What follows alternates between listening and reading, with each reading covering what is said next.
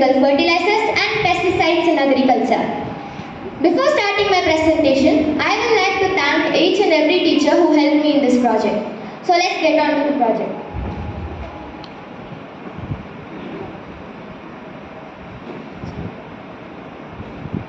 Who all would refuse Kaju Katli?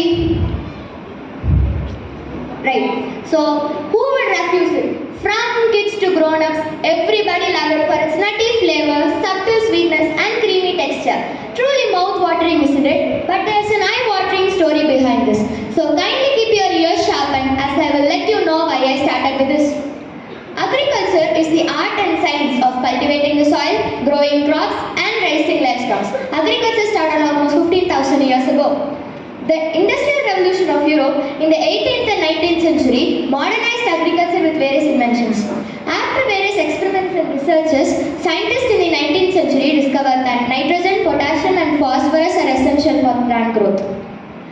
To know more about this and to study its impacts, I went on to meet Mr. P. Vijayaraghavan, who is a retired Deputy Director of Agriculture and a person with vast experience in the field of agriculture.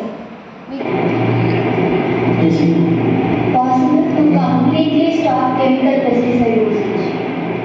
No, present the ratios are very big. Then on the road,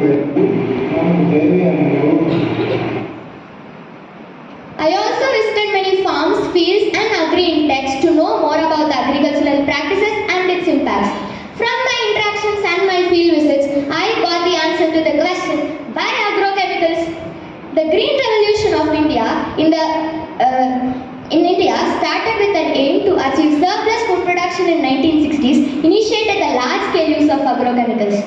Farmers use agrochemicals to maximize their yields on the available land and to protect their crops from pests and unforeseen diseases.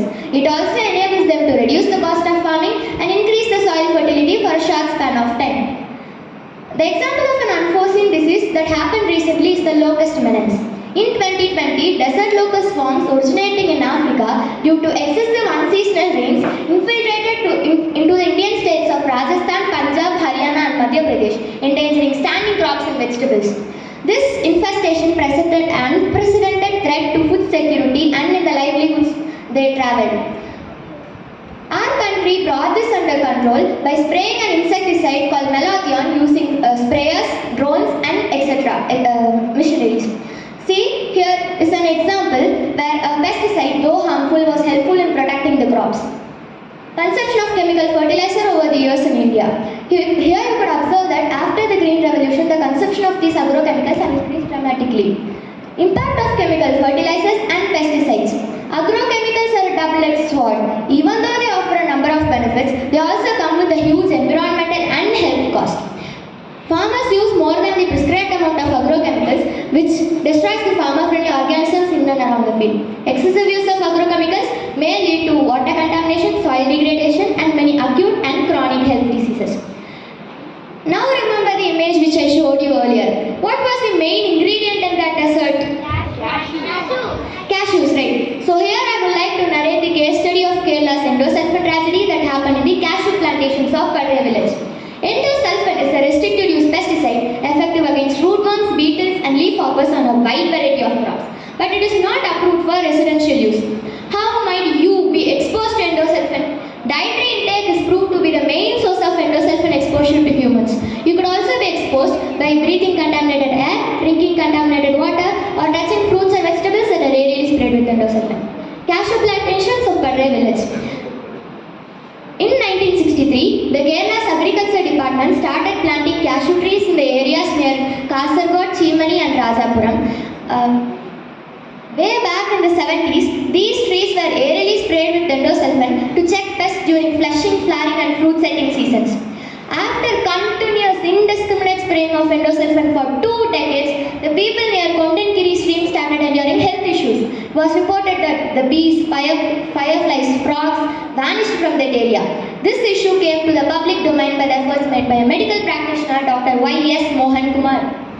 With advancing year, more and more cases started enduring in the areas near Chimani, Rajapuram and Kasaragod. Many government and non-government agencies took surveys to understand the relation between the aerial spraying of endosulfan and the sudden spurt of health issues.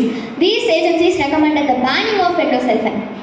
After a decade-long deliberation, in 2011, the Supreme Court banned the production and distribution of endosulfan. The Kerala State Department of Health and Family Welfare classified 6,728 deaths caused by endosulfan.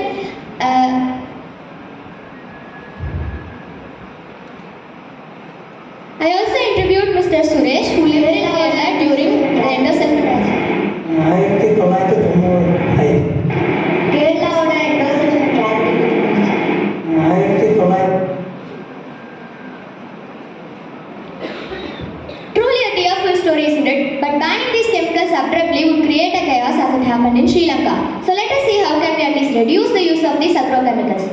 As a long-term and sustainable solution, farmers could use AI, drones and technology to spray only the needed amount of agrochemicals in their fields. Farmers are needed to be incentivized with loans and subsidies to adopt organic farming. With UN adopting zero hunger by 2030 as sustainable development goal number 2, it is also in our hands that we make changes in our own lives by supporting local farmers, making sustainable food choices and fighting food bonds. சுழன்று மேற் பின்னது உலகம் அதனால் உழந்து முழவே தலை. Wherever it was, we must follow the farmers. Despite the hardship, farming is the best. Thank you. Our short-term goal is to limit the use of agrochemicals and our long-term goal is to stop the use of agrochemicals. So we cannot